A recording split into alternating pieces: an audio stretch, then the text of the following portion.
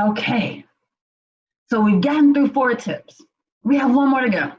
First tip was what? To use a smaller plate. The second tip is to leave a bite or two. The third tip is to log every single thing that you consume.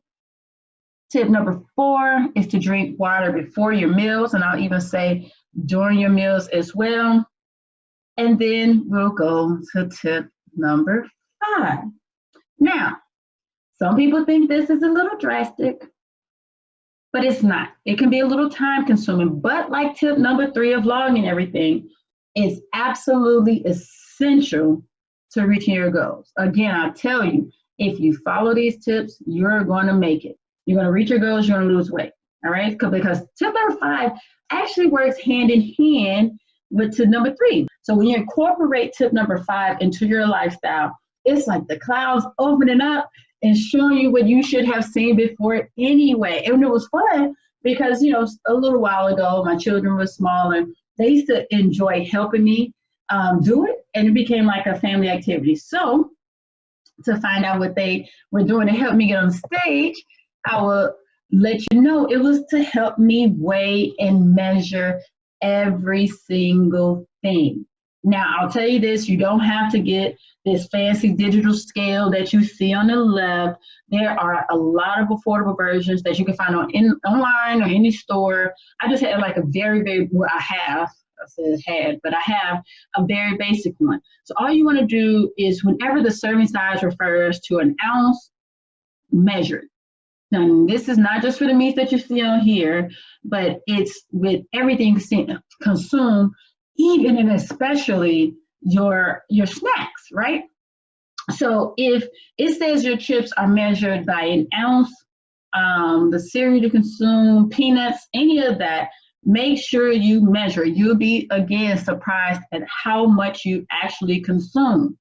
Or sometimes you'll be surprised at how much is allowed in your serving. And in your head, sometimes, like when you measure out your serving, right? Well, actually, before you measure it out, if you just pour it out or get your regular serving size, you tell yourself, you know what, that's not that much. That's probably about how much I eat. But the thing is that we're trying to adapt and change and modify what we normally eat, because what we normally eat has not gotten us to the goals that we want.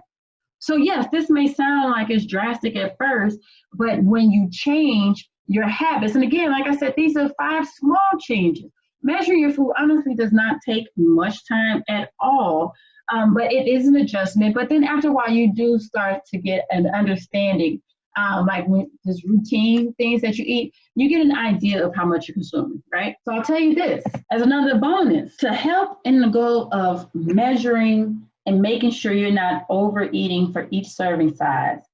I want to give you another challenge or tip. Yeah, I guess this is a tip. I won't say it's a challenge. Whatever you're eating, like especially your snacks, do not eat from the bag or the container. When you have that entire bag or that container with you, it's so easy, so easy to consume way more when you eat directly from it, because you don't have a visual of how much you're actually eating. You're just sticking your hand in the bowl, bag, or whatever it is. So what I challenge you to do is to measure out your snacks. So when you decide you want whatever it is that you're eating, put it in the bowl and eat only that.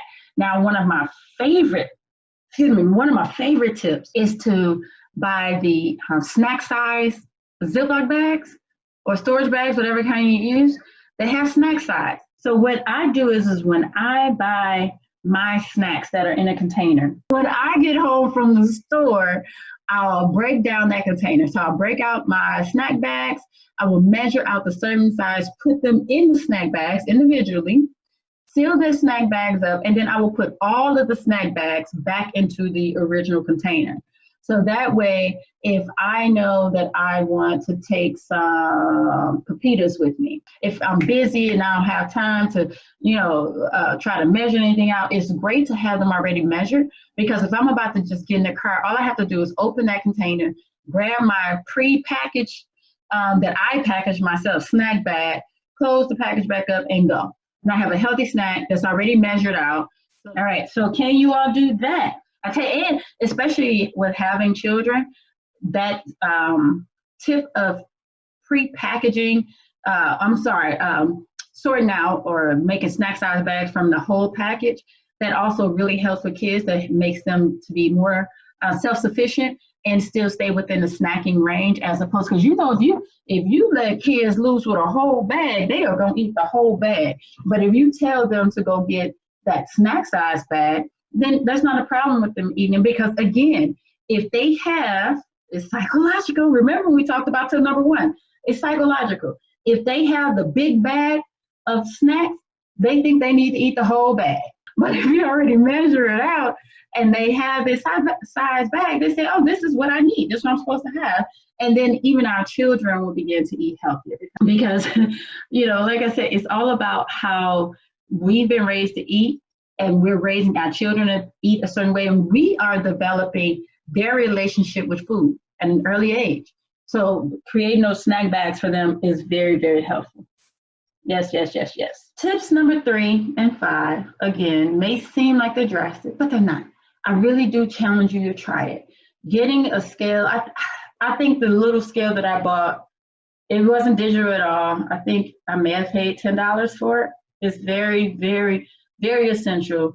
If nothing else, you can invest $10 into creating a habit, even if you just measured your food for 2 weeks, just to get an idea of how much everything is.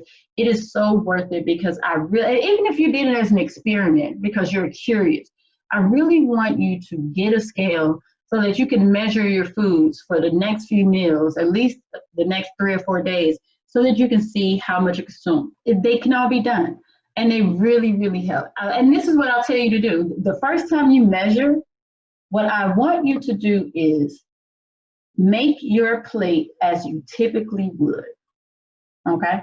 Don't look at the serving size. Make your plate as you typically would, and then weigh it.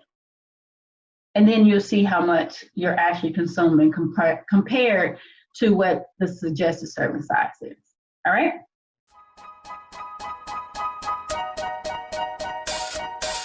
It's fun.